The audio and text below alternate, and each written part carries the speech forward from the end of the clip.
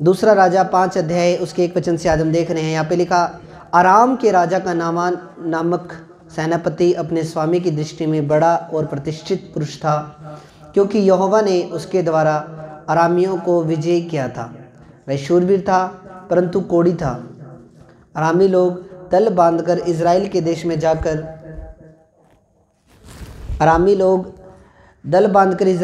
में जाकर वहाँ से एक छोटी लड़की बंदी बनाकर ले आए थे, और वह नामान की पत्नी की सेवा करती थी। उसने अपने स्वामी से कहा, यदि मेरा स्वामी शमरोन के भविष्यवक्ता के पास होता तो क्या ही अच्छा होता, क्योंकि वह उसके कोढ़ से उसको चंगा कर देता। तो नामान ने अपने प्रभु के पास जाकर कह दिया, इज़राइली लड़की इस प्रकार कहती है कि अराम के राजा ने कहा, तू जा, मैं इज़राइल के राजा के पास एक पत्र को भेज दूंगा। यहाँ पे क्या लिखा, जो अराम देश का जो राजा था उसका एक सेनापति था, उसका नाम नामान था। वह बड़ा ही प्रतिष्ठित पुरुष था, और पर वो उसके अंदर एक कमी थी, वो कोढ़, उसको पूरी बॉडी के ऊपर कोढ़ था। पहले के टाइम में ऐसा नहीं होता था कि हाँ जी चलो कोई बीमारी होगी डॉक्टर के पास ले गए, किसी मल्टी हिसार ले गए, रोहतक ले गए, पीजीआई ले गए, दिल्ली ले गए। पहले टाइम में ऐसा नहीं था। पहले टाइम में वैद्य होते थे, वैद्यों से ही कोई आराम पड़ गया तो पड़ गया, नहीं तो वो व्यक्ति अपनी बीमारी में ही मरता था। पर जब नामान को जब बीमारी हुई, नामान एक सेनापति था, एक योद्धा था, एक सफल और एक साहसी योद्धा था वो, और वो अपनी अराम देश के राजा का वो एक सेनापति था, एक वीआईपी पर्सन वो वहाँ पे था उस नगर के अंदर, उस देश के अंदर वो एक वीआईपी पर्सन था। अपने यहाँ पे एक नामान के जीवन से मैंने एक चीज़ देखी कि नामान जो था वो बीमार रहता था, उसकी पूरी बॉडी पे कोढ़ था, फिर भी वो क्या करता था, वो मेहनत करता था। हालेलुया। वो घर पे नहीं बैठता था, वो क्या करता था, वो अपनी पूरी सेना को संभालता था, पूरा अपना जो काम उसका था वो उस काम को करता था। वो एक मेहनती व्यक्ति था नामान। वो एक साहसी योद्धा था, एक सफल योद्धा था, बीमार था तो भी काम करता था, अपनी सेना के लिए मेहनत करता था। हाँ जी। तो हम भी, प्रभु हमें देखना चाहता है किस रूप में? प्रभु आपको देखना चाहता है कि आप एक मेहनती व्यक्ति बनो। प्रभु आपको एक सफल व्यक्ति के रूप में देखना चाहता है। प्रभु आपको एक ऊंचे लेवल के ऊपर देखना चाहता है। परमेश्वर आपको कभी भी नीचे लेवल पे नहीं देखना चाहता। खुदावन ने जब आपको चुना है तो आपको एक बड़े काम के लिए चुना है, और एक योजना प्रभु की आपके सबके जीवन के अंदर कोई ना कोई है। आप यहाँ पे आए हो, आप हर संडे आते हो, आपको प्रभु ने सिर्फ इतनी ही प्रभु की योजना नहीं है कि हाँ ठीक है अब ये बच गया, ये सेव हो गया, उसके बाद ये हर संडे चर्च आए, 2 घंटे चर्च आए, उसके बाद वो घर चला जाए, अपने जो डेली के काम है वो करें। नहीं, परमेश्वर ने अगर आपको चुना है तो अपने कामों के लिए चुना है। हालेलुया। जो नामान था वो बीमार था, पर फिर भी वो एक मेहनती व्यक्ति था। बीमारी के बावजूद भी वो घर नहीं बैठा, और वो अपना जो काम उसका था उस काम को वो अपने करता रहा। जिसके कोढ़, उसकी पूरी बॉडी पे कोढ़ होने के बावजूद भी वो मेहनत करता था, मशक्क़त करता था, और अपनी पूरी जो उसकी ड्यूटी राजा ने लगाई हुई थी वो सेनापति के रूप में वो उस काम को वो करता था। हालेलुया। तो इस मेहनत को देखकर जो नामान जो मेहनत करता था, नामान की मेहनत को देखकर नामान के पास सुसमाचार पहुंचा। हालेलुया। ईमानदार, बाइबल में लिखा, ईमानदार वफादार लोगों से परमेश्वर प्रसन्न रहने वाला परमेश्वर है। जो मेहनती लोग होते हैं, जो ईमानदार लोग होते हैं, जो वफादार लोग होते हैं, उनसे परमेश्वर प्रसन्न होता है। और नामान का जीवन हम देखते हैं जब, तो नामान के जीवन के अंदर हमें वो चीज़ दिखाई देती है। चाहे उसके पास सुसमाचार कैसे भी पहुंचा, एक लड़की के द्वारा पहुंचा, वो एक बात की बात है, पर प्रभु ने उसको बचाना था, प्रभु ने उसको हील करना था, और प्रभु नामान से प्रेम करता था। परमेश्वर अन्य जाति लोगों से प्रेम करता है। मैं आपको रियल बता रहा हूँ। परमेश्वर की योजना किसी भी अन्य जाति व्यक्ति को मारने की नहीं है या उसको नरक में डालने की नहीं है। परमेश्वर सबको बचाना चाहता है, सबसे परमेश्वर प्रेम करता है। नामान एक अन्य जाति था, नामान एक अराम देश के राजा का सेनापति था, एक अन्य जाति था, पर परमेश्वर नामान से प्यार करता था, और परमेश्वर उसे उसके कोढ़ से रिहाई देना चाहता था, उसे उसके कोढ़ से उसको फ्री करना चाहता था। हालेलुया। 2 वचन में लिखा, अरामी लोग दल बांधकर इज़राइल के देश में जाकर वहाँ अरामी लोग दल बांधकर इजराइल के देश में जाकर वहाँ से एक छोटी लड़की बंदी बनाकर ले आए थे और वह नामान की पत्नी की सेवा करती थी। उसने अपने स्वामिनी से कहा, यदि मेरा स्वामी शमरौन के भविष्य के पास होता तो भविष्यवक्ता के पास होता तो क्या ही अच्छा होता कि वह अपने कोढ़ से चंगा हो जाता। हालेलुया। अब ये लड़की जो थी, इस लड़की ने क्या किया, प्रभु के सुसमाचार को दिया। नामान की पत्नी को क्या बोला कि अगर नामान इज़राइल देश में ऐसे ऐसे करके एक भविष्यवक्ता है, उसका नाम अलीशा है, अगर उसके पास ये चला जाए तो इसकी बीमारी जा सकती है।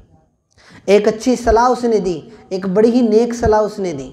हम भी अपने जीवन में अच्छी सलाह दूसरों को दे सकते हैं।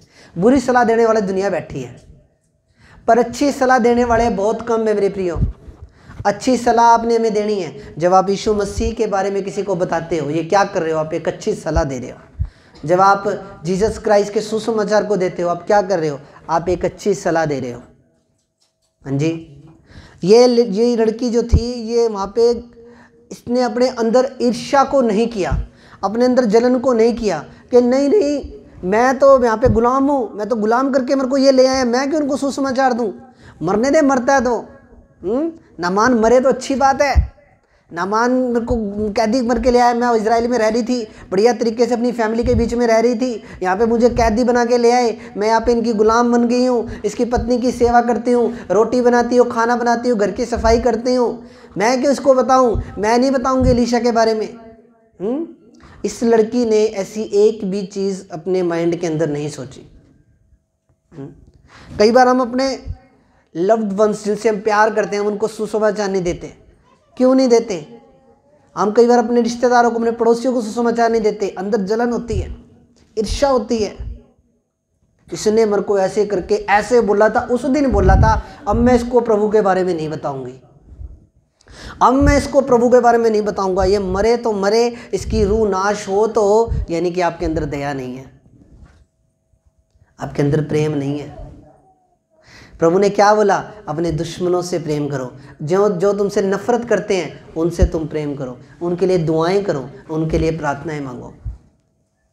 जो ये बेटी थी, इस बेटी ने अपनी गुलामी के अंदर, इसने ये नहीं कहा कि नामान तू तो मुझे कैदी बना के लेकर आया इजराइल देश से, अब मैं तुझे सुसमाचार नहीं दूंगी। हम अपने अंदर से इन विचारों को निकालें। जो आपसे नफरत करते हैं उनके लिए भी प्रार्थनाएं करें। अगर आप नफरत, आपके अंदर दूसरे अगर आपसे नफरत कर रहे हो और आप भी उससे नफरत कर रहे हो, फिर आप किस चीज़ की यीशु मसीह की संतान हो? फिर आप यीशु मसीह की संतान नहीं हो। नफरत के बदले जो नफरत कर रहे हो, फिर आप यीशु मसीह की संतान नहीं हो। आपने ना यीशु मसीह को जाना, ना यीशु मसीह को समझा, ना यीशु मसीह का प्रेम आपके अंदर है, ना यीशु मसीह की दया आपके अंदर है। जब आप सच्चे उसकी संतान हो, आप अपने दुश्मनों से प्रेम करोगे, उनके लिए प्रार्थनाएं करोगे, उन्हें आप सुसमाचार दोगे, उन्हें आप यीशु मसीह के बारे में बताओगे। क्योंकि यीशु मसीह के बारे में बताने से अगर किसी का घर बचे तो आपको जरूर बचाना चाहिए।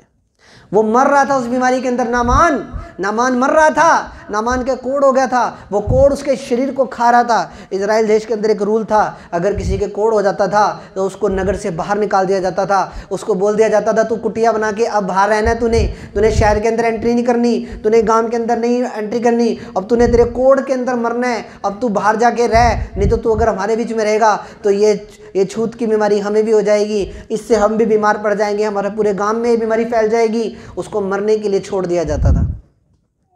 आराम देश में ऐसा नहीं था, आराम देश में कोढ़ियों के साथ ऐसा बर्ताव नहीं किया जाता था, पर इजराइल देश के अंदर ऐसा था उस टाइम के ऊपर।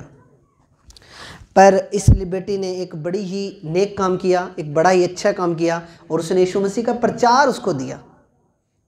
अब हम पहले ही मन के अंदर सोच लेते हैं, अरे इसने कहाँ मानना है यार, छोड़।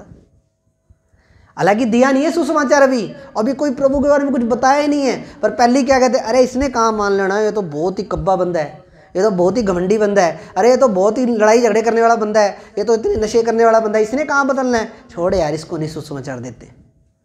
ये मेंटालिटी क्या आज के टाइम में, मैं रियल बता रहा हूँ। आप ज़रूर प्रभु का सुसमाचार दें। ये गुलामी में थी, पर फिर भी इसने गुलामी के अंदर भी उस बेटी ने प्रभु के बारे में उसको बताया। वो गुलामी के अंदर भी अपने मालिक का कल्याण खोज रही थी, वो उसका भला सोच रही थी। हालांकि गुलामी में थी, फिर भी वो उसका भला ही सोच रही थी। हम भी दूसरों का भला ही सोचे हमेशा। अगर हमारे अंदर दूसरों के प्रति प्रेम नहीं है, तरस नहीं है, अन्य जाति लोगों के लिए, हो सकता है आपको किसी ने, आपके परिवार के व्यक्ति ने कभी कुछ कह दिया हो सकता है आपके रिश्तेदारों ने आपको कुछ कह दिया हो सकता है आपके पड़ोस में किसी ने कुछ कह दिया हो, आप उसे क्षमा करो, उसके लिए प्रार्थनाएं करो, उसके लिए भला मांगो। जब आप उसके लिए भला मांगोगे 1000 गुना बरकत आपके घर में भी यीशु मसीह के सामर्थ्य नाम में आ जाएगी। हाँ जी, हालेलुया।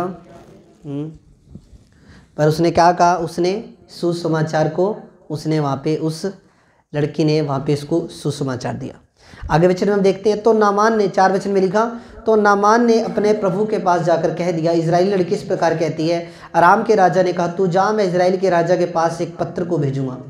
तब वह 10 किकार चांदी और 6000 टुकड़े सोना और 10 जोड़े कपड़े साथ लेकर रवाना हो गया, और वह इजराइल के राजा के पास यह पत्र भी ले गया, जिसमें यह लिखा था, जब यह पत्र तुझे मिले तो यह जानना कि मैं नामान नामक अपने कर्मचारी को तेरे पास इसलिए भेजता हूँ कि तू उसके कोढ़ को दूर करे। अब यहाँ पे देखो क्या कुछ लेके जा रहा है वो, 10 किकार चांदी लेके जा रहा है, 6000 टुकड़े सोने को लेकर जा रहा है, 10 जोड़े कपड़े को अपने साथ लेकर वो रवाना होगा। हालेलुया। पहले टाइम के अंदर क्या होता था, जब कोई व्यक्ति किसी नबी से मिलने के लिए जाता था, किसी दास से मिलने के लिए जाता था, तो खाली हाथ नहीं जाता था। बाइबल में भी यहोवा ने यही बोला है कि तुम छूछे हाथ कभी भी अपना मुँह मुझे मत दिखाना। तो जब ये जा रहा था तो ये क्या किया, इसने भेंट को ली और ये भेंट लेकर ये खुदा के दास के पास ये जाने लगा। आगे वचन को हम देखते हैं, यह पत्र पढ़ने पर इजराइल के राजा ने अपने वस्त्र फाड़े और बोला, क्या मैं मारने वाला और जिलाने वाला परमेश्वर हूँ कि उस पुरुष ने मेरे पास किसी को इसलिए भेजा है कि मैं उसके कोढ़ को दूर करूँ? सोच विचार तो करो, वह मुझसे झगड़े का कारण ढूंढता होगा। यह सुनकर कि इजराइल के राजा ने अपने वस्त्र फाड़े हैं, परमेश्वर के भगत अलीशा ने राजा के पास कहला भेजा, तूने क्यों अपने वस्त्र फाड़े हैं?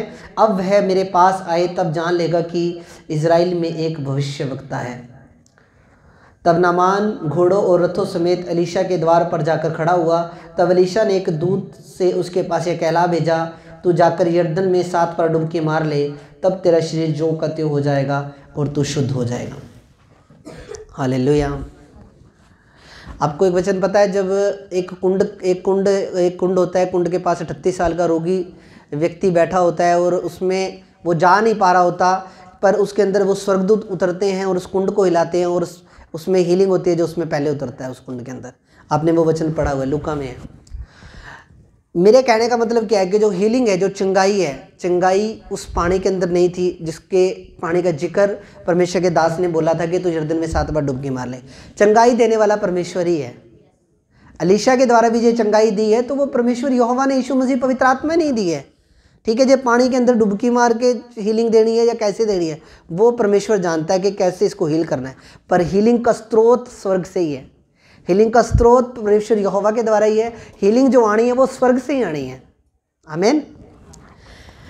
तो अलीशा ने उसको कहला भेजा कि नामान कोढ़ी रथों के अलीशा के द्वार पर आकर खड़ा हुआ। तब अलीशा ने, एक दूत ने उसके पास ये कहला भेजा कि तू जाकर यरदन में 7 बार डुबकी मार ले, तब तेरा शरीर ज्यों का त्यों हो जाएगा और तू शुद्ध हो जाएगा। परंतु नामान क्रोधित होता हुआ यह कह के चला गया, मैंने सोचा था कि वह ज़रूरी मेरे पास बाहर आएगा और खड़ा होकर अपने परमेश्वर यहोवा से प्रार्थना करके कोढ़ के स्थान पर अपना हाथ फेरकर कोढ़ को दूर करेगा। अब यहाँ पे देखो, जब नामान पहुँचा अलीशा के घर के बाहर पहुँचा, जब तो अलीशा के घर के बाहर जब पहुँचा तो बोला कि मैंने तो ये सोचा था कि मेरी बड़ी आओ भगत होगी, मैं सेनापति हूँ, मैं राम देश का प्रमुख सेनापति हूँ, वीआईपी पर्सन मैं हूँ। पर परमेश्वर के दास ने तो वो गुस्सा होकर जाने लगा वहाँ से। बोला ना मेरे को चाय पानी पूछी, ना ही मुझको अंदर लेके गया, ना मेरे ऊपर सिर के ऊपर हाथ रख के ले हैंड किया, ना ही मेरे को कोई अच्छी अच्छी बातें की, ना ही मेरे लिए कोई आशीष के वचन के। बस ऐसे बोल दिया कि तू जाके 7 बार डुबकी मार ले तो तू ठीक हो जाएगा। अलीशा ने क्यों उसको अंदर आने के लिए अलाउड नहीं किया? क्यों अलीशा ने उसको अंदर नहीं बुलाया? क्योंकि उसके अंदर घमंड था। क्या था? नामान के अंदर क्या था? घमंड था। हमें हमारी पोजीशन का कई बार घमंड हो जाता है। मैं इस ओहदे पे हूँ, मैं राजा का सेनापति हूँ, मैं राजा हूँ, मैं ये हूँ वो हूँ। परमेश्वर के सामने अब जीरो हो। परमेश्वर के सामने तो वही कुछ ले सकता है उससे जो दीन हो जाएगा, हम्बल हो जाएगा, अपने घमंड को त्याग देगा। उसको परमेश्वर के दास ने क्या बोला कि तू 7 बार पानी में डुबकी मार। वो बोला चलो जी वापस चलो, कोई कुछ नहीं, बस ठीक है मिल गई हीलिंग, चलो वापस चलो। इसने मेरे को ना कोई मेरी वैल्यू को समझा, ना मेरे को चाय पानी पूछी, ना मेरे को अंदर बुलाया, बस अब चलो वापस चलो। हालेलुया। परमेश्वर के सामने जब भी आए दीन होके आए, हम्बल होके आए। अकड़ के कोई भी बंदा कुछ नहीं ले सकता प्रभु से, कुछ भी नहीं ले सकते, जितना मर्जी जोर लगा लो। जब मैं सोचूं कि मैं अकड़ के प्रभु से ले लूं, मैं खुदा का दास हूं, मैं अकड़ जूं प्रभु के सामने और मैं गुस्से में आके प्रभु को कुछ बोल दूं, या मैं अकड़ के, कुछ नहीं ले पाओगे। जो बाइबल के रूल रेगुलेशन है उसके हिसाब से ही आपको चलना पड़ेगा। अय्यूब के ऊपर इतना दुख आया, इतना सताव आया, इतनी प्रॉब्लम्स उसके जीवन पे आई, उसके बच्चे तक मर गए, उसकी पूरी बॉडी पे कैंसर हो गया, उसके सारी प्रॉपर्टी चलेगी, लूट में चलेगी, सारे उसके जानवर मर गए, सब कुछ स्पॉइल हो गया, सब कुछ खराब हो गया। पर फिर भी वो एक ही बात बोल रहा था कि मेरे परमेश्वर ने मुझे दिया और मेरे परमेश्वर ने मुझसे वापस ले लिया। मेरी माँ के पेट से मैं नंगा निकला था और मैं नंगा ही वापस लौट जाऊंगा, जो परमेश्वर ने कर दिया ठीक कर दिया। उसके मुंह के शब्द ये थे। पर जब ये जो एलीशा इस बात को जानता था कि इसके अंदर घमंड है, और जब तक इसका ये घमंड दूर नहीं होगा, जब तक इसका घमंड चूरम चूर नहीं होगा, तब तक खुदा इसको हील नहीं कर सकता। इसलिए उसने एलीशा ने उसको बोला कि तू 7 बार पहले जाके पानी में डुबकी मार। हालेलुया। आगे वचन को हम देखेंगे। एलीशा ने एक दूत ने पास आकर कहला भेजा, तू जाकर यरदन में 7 बार डुबकी मार, तब तेरा शरीर जो का त्यों हो जाएगा और तू शुद्ध होगा। परंतु नामान क्रोधित होता हुआ यह कहता हुआ चला गया, मैंने सोचा था कि अवश्य वह मेरे पास बाहर आएगा और अवश्य ही वह मेरे पास बाहर आएगा और खड़ा होकर अपने परमेश्वर यहोवा से प्रार्थना करके कोढ़ के स्थान पर अपने स्थान पर हाथ फेर कर कोढ़ को दूर करेगा। क्या दमिश्क की अबाना और पर्पर नदियाँ इजराइल के सब जलाशयों से उत्तम नहीं? क्या मैंने स्नान करने को करके शुद्ध नहीं हो सकता? इसलिए वह क्रोध से भरा हुआ लौट कर चला गया। ये जिस नदी के अंदर उसको डुबकी लगाने के लिए बोला था एलीशा ने, वो नदी पता कौन सी थी? वो कीचड़ की नदी थी। उसके अंदर बहुत ज़्यादा कीचड़ थी और बहुत ज़्यादा गंदा पानी उसका था। हालेलुया। आमीन। एलीशा क्या कर रहा था? उसके घमंड को तोड़ रहा था। समझ रहे मेरी बात? घमंड को तोड़ रहा था एलीशा उसके। एलीशा ने उसको ये नहीं बोला कि तू बहुत साफ पानी में जाके ना, पर एलीशा ने उसको ये बोला कि तू जाके पहले उस गंदी नदी में ना, उस कीचड़ वाले पानी में ना, उस गंदे पानी में जाके तू ना। क्यों? क्योंकि वो उसको पता था एलीशा को कि जब तक इसका ये घमंड नहीं जाएगा तब तक ये हीन नहीं हो पाएगा। ये जब तक दीन नहीं होगा ये चंगा नहीं हो पाएगा। फिर वो बोलने लगा कि हमारे देश में तो इतनी सुंदर सुंदर नदियां हैं, मैं वहाँ पे नहा लेता। अबाना नदी है हमारे देश में, पर्पर नदियां हैं, वहाँ पे मैं नहा के मैं हील हो जाता है। वो एलीशा ने मेरे को कोई साफ़ सुथरी नदी तो बताई नहीं, एलीशा ने मेरे को गंदी नदी बता दी जिसके अंदर कीचड़ है, जिसके अंदर गंदगी है, उस नदी के अंदर उसने मेरे को बता दिया। आगे वचन में देखते हैं 12 वचन में लिखा, क्या दमिश्क की अबाना और पर्पर नदियाँ इजराइल के सब जलाशयों से उत्तम नहीं हैं? क्या मैं उसमें स्नान करके शुद्ध नहीं हो सकता हूँ? इसलिए वह क्रोध से भरा हुआ लौटकर चला गया। तब उसके सेवक पास आकर उसको कहने लगे, हे हमारे पिता, यदि भविष्यवक्ता तुझे कोई भारी काम करने की आज्ञा देता तो क्या तू उसे न करता?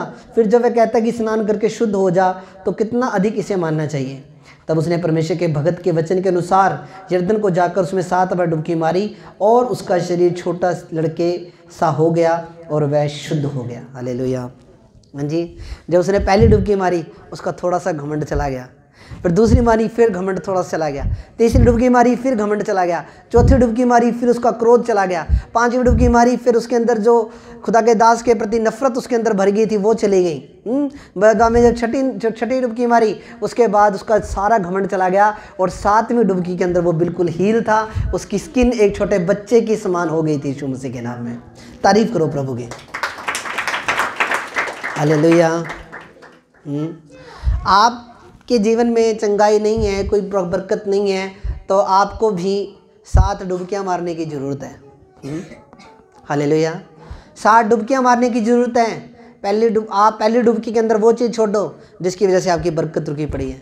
दूसरी डुबकी में अपना नेचर चेंज करो, अपना स्वभाव चेंज करो। तीसरी डुबकी के अंदर प्रभु के वचन के अनुसार चलना शुरू करो।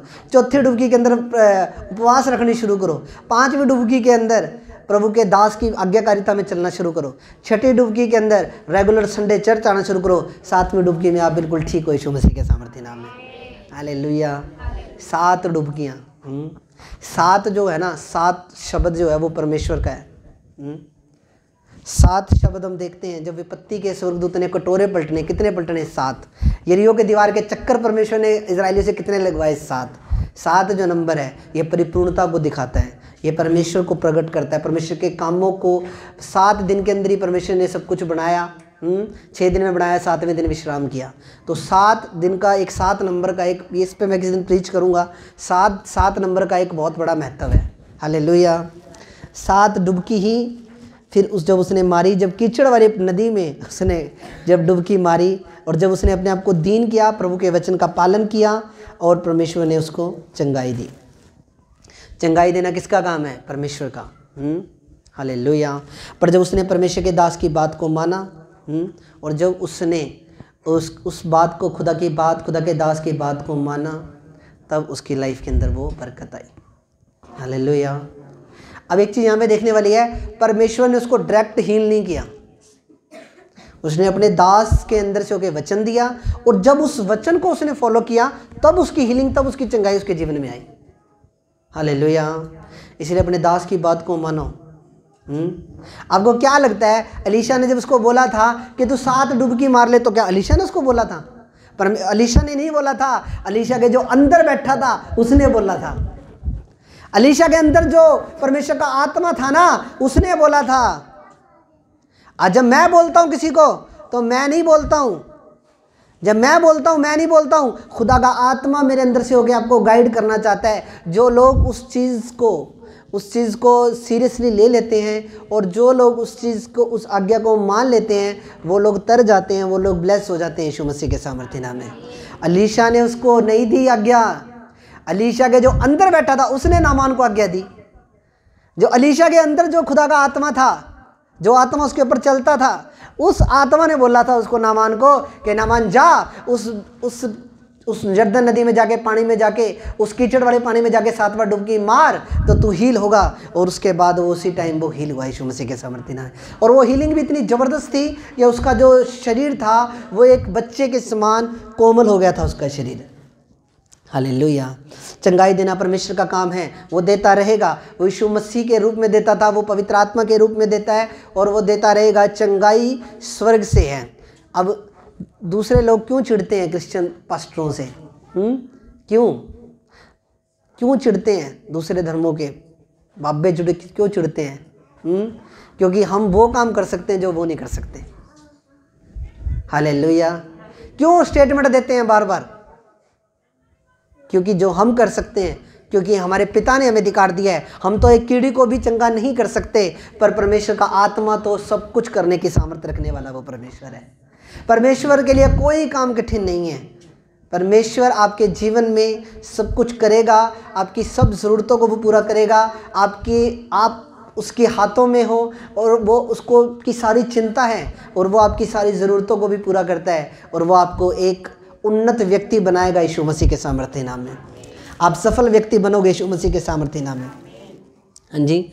कब नामान को चंगाई मिली? जब नामान ने खुदा के दास की बात को माना, परमेश्वर के वचन पे विश्वास किया, परमेश्वर के दास की आज्ञा को माना, जैसा उसको बोला था एग्जैक्ट जब उसने वैसा ही किया, तब उसकी हीलिंग उसके पास थी यीशु मसीह के नाम में।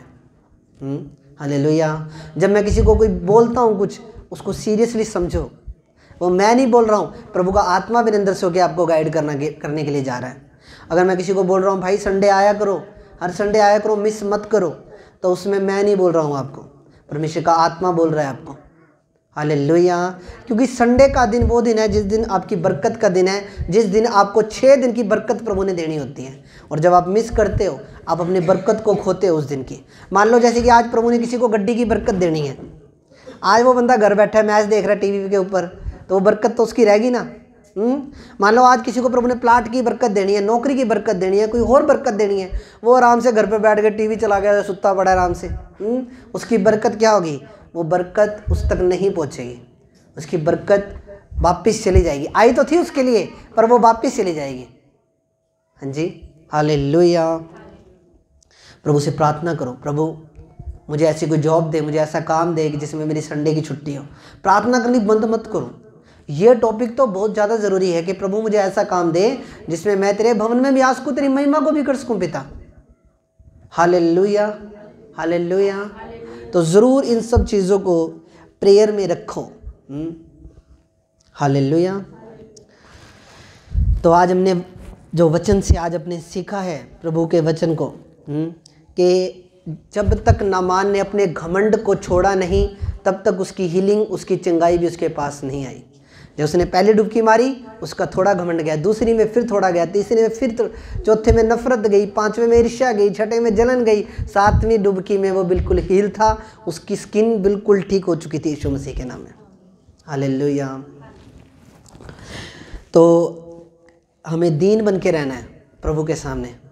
और जैसे उस छोटी बेटी ने, उस बेटी ने जब एक अच्छी सलाह दी अपनी मालकिन को, बोले कि आपके पति ठीक हो सकते हैं अगर आप इसको पुराने टाइम के अंदर आराधनालय होते थे। पुराने टाइम में चर्च को क्या बोला जाता था? आराधनालय, सिनेगॉग इंग्लिश में बोला जाता था, और आराधनालय उसको बोला जाता था कि आप फलानी जगह में ऐसे ऐसे करके जाओ, आप इजराइल देश के अंदर, वहाँ पे नबी है खुदा का एक, उसके पास जाओगे तो उसके बाद जाने के बाद जो नामान है वो बिल्कुल ठीक हो जाएगा, उसका कोढ़ हमेशा हमेशा के लिए चला जाएगा। परमेश्वर ने जाति लोगों से प्यार करते हैं। इस वचन में हमें देखने को मिलता है कि परमेश्वर ने कैसे उस लड़की के द्वारा प्रचार करवाया, उसके बाद कैसे प्रभु ने वो कड़ियों को जोड़ा और कैसे प्रभु ने उसको हील किया। प्रभु की योजना अन्य जाति लोगों को भी बचाने की है। परमेश्वर अन्य जाति लोगों पर ऐसे नहीं कि हाँ प्रभु ने मरने के लिए छोड़ दिया, नहीं, प्रभु अन्य जाति लोगों को भी बचाना चाहता है। आप ज़रूर दूसरे लोगों को भी खुदा के बारे में बताएं।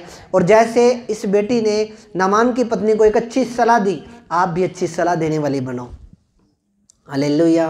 आप अपने मन में ये चीज़ ना सोचो अरे इसने थोड़ी आना प्रभु में, ये क्या प्रभु में आएगा, ये इसका तो ज़िंदगी इतनी पाप से भरी हुई है, इतनी इसके अंदर नफरत भरी हुई है, इसके अंदर इतनी ये नशे करता है, इतने ये लड़ाई करने वाला बंदा है, इसने क्या। आप अपनी तरफ से वो मत बनाओ, धारणाएं मत बनाओ। आप प्रभु के बारे में ज़रूर बताएं, ज़रूर लोगों को आप प्रभु के बारे में बताएं, और प्रभु आप उन्हें भी हील करेगा, उन्हें भी चंगाई देगा, जैसे परमेश्वर ने नामान को चंगाई दी। आमीन। कई बार हमारे पाप की वजह से और हमारी गलतियों की वजह से और हमारे आज्ञाओं को तोड़ने की वजह से भी बीमारियां हमारे जीवन से नहीं जाती हैं। जब आप एक व्यवस्था विवरण में लिखा हुआ है, एक मैं किसी दिन वचन प्रचार करूंगा कि आज्ञा ना मानने के द्वारा और प्रभु के वचन को तोड़ने के द्वारा कौन कौन सी बीमारियां आपके जीवन के अंदर आती हैं। उसमें कई तरह के चर्म रोग हैं, पाइल्स की बीमारी है, और भी कई तरह की बीमारियां, उसमें बिल्कुल साफ लिखा हुआ है बाइबल के अंदर व्यवस्था विवरण में कि जब आप आज्ञाओं को तोड़ते हो और आज्ञा का उल्लंघन जब आप करते हो, ये बीमारियां आज्ञा उल्लंघन करने के द्वारा आपके जीवन में एंट्रियां करती हैं। वो वहाँ पे बिल्कुल क्लियर लिख रखे हैं। तो हम प्रभु की आज्ञा को माने और प्रभु के वचनों को हम माने। चंगाई देना परमेश्वर का काम है। वो 2023 साल पहले भी देता था, उससे पहले भी देता था, वो आज भी देता है। वो चंगा करने के लिए किसी को मना नहीं करता, वो किसी की रिपोर्टें नॉर्मल करने के लिए मना नहीं करता, पर आप अपने आप को करेक्ट करो। जहाँ आप प्रभु के वचन को तोड़ रहे हो वहाँ आप अपने उस वचन को तोड़ना बंद करें, प्रभु के साथ ईमानदारी वफादारी से चलें। खुदा आपको ज़रूर ऊंचा उठाएगा और खुदा आपको ज़रूर ब्लेस करेगा यीशु मसीह के सामर्थ्य नाम में। हालेलुया। आप उसके बेटे और बेटियाँ हो, वो आपसे प्यार करता है, वो आपको ऊंचा उठाना चाहता है। वो नहीं चाहता कि कोई भी गरीब रहे, वो नहीं चाहता कि कोई भी कर्जे में रहे, वो नहीं चाहता कि कोई भी किसी भी आशीष से वंचित रहे, वो नहीं चाहता। वो सबको ऊंचाइयों पे देखना चाहता है, सबको ब्लेस देखना चाहता है। पर कई बार हमारे गलतियों की वजह से, हमारी गलत आदतों की वजह से, हमारे पाप करने की वजह से वो बरकतें लेट होती जाती हैं और कभी भी वो बरकत हमारे पास नहीं आती। हाँ जी, इजरायली देश के लोग जब मिस्र देश की गुलामी से निकल कर आ रहे थे इजरायली लोग, तो वो 4 साल का रास्ता था, 40 दिन का रास्ता था, वो 40 साल में परिवर्तित हो गया। प्रभु उसी जंगल के उनको बार बार चक्कर कटाता रहा। क्यों? ताकि इनको अक्ल आ जाए। हाँ जी, आज एक व्यक्ति प्रण लेके सोच सकता है कि नहीं, बस जो पीछे हुआ उसको छोड़ो, अब आगे एक अच्छी तैयारी के साथ में प्रभु में चलो। नहीं तो फिर चक्कर काटते रहो, गोल गोल चक्कर काटते रहो, प्रभु गोल गोल चक्कर कटवाता रहेगा। क्योंकि प्रभु आपको जब तक करेक्ट नहीं करेगा, आपको जब तक आप अपनी गलती का एहसास नहीं करोगे और गलतियों को छोड़ोगे नहीं, तब तक आप उसी एक ही घोड़े के चक्कर के बार बार चक्कर लगाते रहोगे। हालेलुया। तो आप वचन के अनुसार अपने जीवन को जीना शुरू करें, खुदा के दास की बात को माने, क्योंकि जब एलीशा ने खुदा के दास की बात को माना और जैसा उसने बोला एज इट इज़ उसने जब किया तो उसकी बरकत उसके पास थी। जब मैं जिसको बोलता हूँ एज इट इज़ वैसा करो, पर करते नहीं है, इसलिए रिजल्ट भी लाइफ के अंदर नहीं है। अगर करना शुरू करें तो बरकत भी आपके जीवन में आएगी यीशु मसीह के नाम में। हालेलुया। तो प्रभु आपको बरकत दे, आशीष दे। इस वचन को ज़रूर घर पे जाके शाम को यूट्यूब पे, फेसबुक पे सुनना है आपने, और ध्यान से इस वचन को मेडिटेट करना है इस वचन के ऊपर। हालेलुया। तो खुदा आप सबको बरकत दे इन वचन के द्वारा। प्रभु मैं प्रार्थना करता हूँ आज आप सबके लिए, और सब जन आप आंखें बंद करो। मेरे महान और सामर्थ्य परमेश्वर, सेनाओं के यहोवा प्रभु, जो वचन आज तेरे बेटे बेटियों ने सुने हैं प्रभु, मैं विश्वास करता हूँ आपने आज के वचनों के द्वारा इनसे बातचीत की है। खुदावन ये सुसमाचार सुनाने वाले बने, जैसे नामान ने एलीशा की बात को माना और एलीशा की आज्ञा पालन किया बातों का, वैसे प्रभु ये आज्ञाकारी कलीसिया बने प्रभु, और ढिठाई का आत्मा, घमंड का आत्मा किसी के भी जीवन में कार्य न करे प्रभु। दीन होके, हम्बल होके प्रभु सदा तेरे सामने चलते रहे पिता। तेरा धन्यवाद करते हैं पिता परमेश्वर, आपने हमारी प्रार्थना को सुना। यीशु मसीह के नाम से इस दुआ को मांगते हैं, आमीन आमीन आमीन।